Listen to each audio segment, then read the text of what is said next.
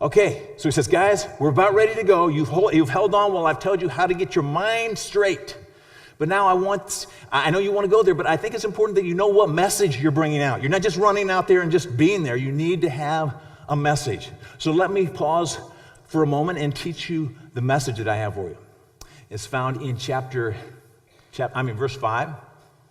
It says, whatever house you enter, first say, peace be to this house. If a man of peace is there, your peace will rest on him.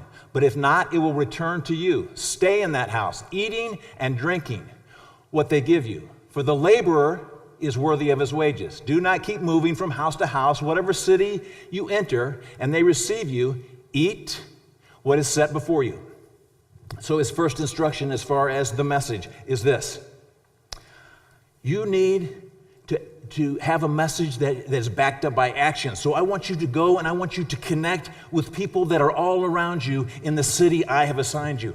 I want you to go into their houses. I want you to them to be able to see what it's like to have Christ as their Lord, as they watch you, as you eat with them, as you fellowship with them. And so it kind of is, Jesus is kind of saying, I want you to do what I've been doing and ultimately what I did. Because what did Jesus do? He was God and he came to earth and became a man. That's called the incarnation.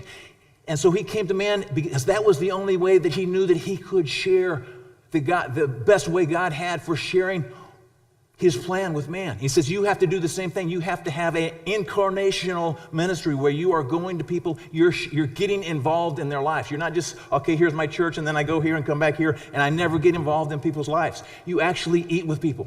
And I didn't know what that thing meant when it said, and if you give your peace to them, and if they take it, I was trying to figure that out. I couldn't find anything good on it, so I asked Pastor Danny, and he didn't even know, okay?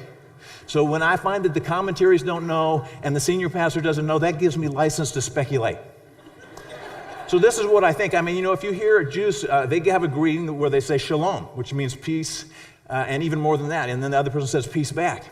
And I have that in my mind. And then I was also thinking, when we went to Spain this summer, we went on a missions trip.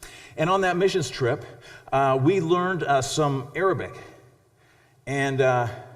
And so we were supposed to say this greeting to the people as we were passing out the Jesus video and the gospel to them.